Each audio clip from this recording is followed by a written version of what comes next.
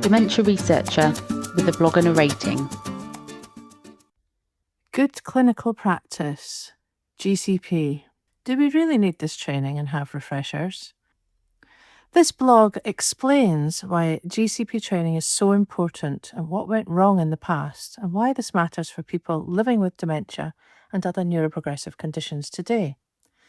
In my role as Strategic Manager with both Enrich Scotland and the Neuroprogressive and Dementia Network, I still require to have GCP updates on a 2-yearly basis. This is something which I can't say I look forward to and wonder if I really need to do this, so I decided to look into why this is necessary a bit more deeply. We all appreciate that when people take part in research, whether that's a clinical trial for a new dementia treatment or helping us understand how conditions progress, they are doing something incredibly important. Unfortunately, history has shown that research can go badly wrong if it is not done ethically and carefully. And that is why we now have GCP, which are a set of rules designed to protect people, especially those who may be vulnerable. In simple terms, GCP is a set of international standards that make sure research is safe, ethical, respectful, and trustworthy. It ensures that people understand what they are agreeing to, risks are carefully managed, participants are treated with dignity, and the results of research are reliable. For us as researchers and clinicians, GCP training and ongoing updates are how we learn to do this properly. So why does this matter for people with dementia? So people with dementia or neuroprogressive conditions may find it harder to process complex information, rely on carers or family for support, and may be more vulnerable to pressure or misunderstanding. And because of this, we have to take extra care to communicate slowly and clearly, check the person's understanding of what is being asked of them, respect their choices, even when it means they decide not to go ahead in the research offered, and involve carers, nearest relatives, or even welfare guardians where appropriate. GCP training helps us to do all of this in a structured, consistent way. Modern research rules did not appear overnight. They were created because of serious failures, some of the worst during World War II. During the 1930s and 40s, doctors working under Nazi rule carried out cruel and dangerous experiments on prisoners without their consent. People were forced into studies and exposed to extreme conditions, disease, and harm. These prisoners were treated as objects rather than human beings. There was no choice, protection, or rules, and no respect for life or dignity. These events showed what can happen when science is allowed to override basic human rights. The key lessons from the failures are that the world recognized several fundamental problems. 1. People must be able to choose. No one should ever be forced into research today. We call this informed consent. People's well-being must come first. Research should never deliberately harm people or ignore their suffering. Vulnerable groups need extra protection. People who are ill, disabled, or dependent on others must be safeguarded. And finally, there must be clear rules and oversight. Until 1947, there were no global standards. Researchers could act without accountability. After these horrific events, the Nuremberg Code of 1947 was created. It set out essential rules, including consent must be voluntary, research must minimize harm, participants can withdraw at any time, and over time, these ideas developed into modern systems like GCP. Our modern version of GCP training ensures that lessons from the past are not forgotten. It teaches us how to put people first, not the study. Explain research clearly and honestly. Respect participants' wishes at all times.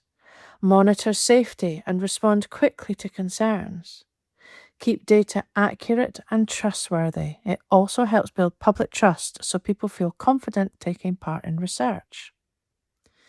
For research in dementia or any of the neuroprogressive conditions, and for people living within a care home, GCP has real practical benefits, such as clear communication. Information is presented in ways that are easier to understand. Respect for changing capacity. If someone's ability to consent changes, their wishes are continually reviewed. Involvement of carers and families. Support networks are recognised as part of ethical decision-making.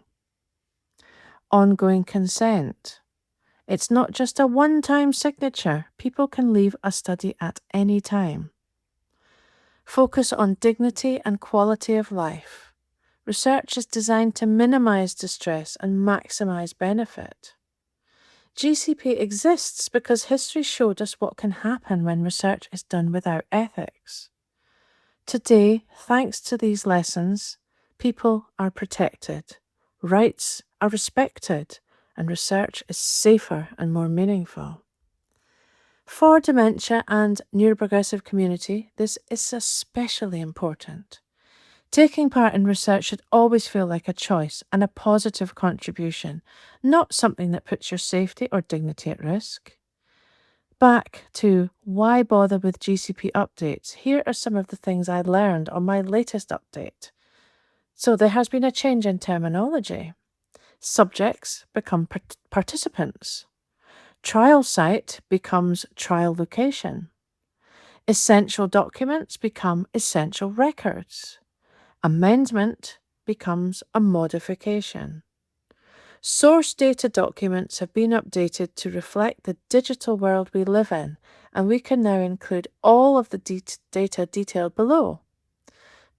Participant health records, data entered by participants, imaging data and scan reports, lab test results, digital data from wearables or sensors, participant questionnaires, record of drug administration, real-world data, data collected from healthcare sources out with the study, and where data can be compromised, sample integrity, sample collection, standard operating procedures or SOPs, all staff to know what they are but deviate from the SOP. Incorrect labeling, using handwritten details rather than barcode. Not having a record of time of collection. Deviation from shipping temperature instructions. Failure to log chain of custody information. The principal investigator is responsible for all data collected, but it is the team's individual responsibility for delegated duties. And this acronym helps to remember some of the important points with all data sources wherever they come from. ALCOA Plus. ALCOA Plus meaning attributable, legible, contemporaneous, original, accurate, plus complete, secure, and reliable.